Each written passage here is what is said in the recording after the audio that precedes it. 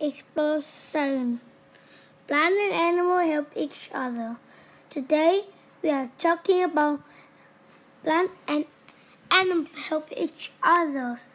What do plant and animal help each other? What do animals help plant? Let's see. What do animals help plant? Did you know that animals eat the seed and then they put the seed out their body and they put it on the ground and it will grow into a tree. This is a bird. It makes the nest on the trees. And the bird eats all the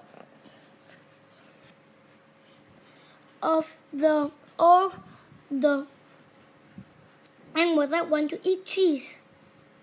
And you know that squirrel buries their food underground, and then they eat off the oxygen, and then they bury it underground. Then do you know what? That will be grow up into a cheese. Like you guys. This is a bee.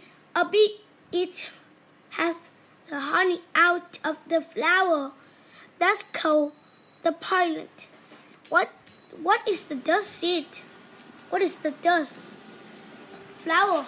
The dust flower is what the bee has the honey. Then it moves the dust flower to other. Then the other will make the other flower on them too. That is how it's simple. And the bees always like honeys. It always do many things with the dust. One thing that you know, look around the world. See what it is. What is a lizard? Lizards only live with trees because they love fruit of the trees. When the fruit fall off and the lizard right out there. But one animal that you didn't know is rabbit. Just the rabbit.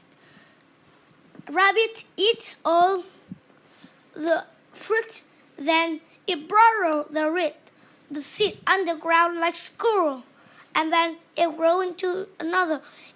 If you had strawberry, it's strawberry. It is apple, and it's many food. Even it is lettuce, it is tomato, it is chip, it is the culture, it is the flower broccoli, and it is the broccoli too. Now look around your world. Look around your beautiful world, and do you see many trees?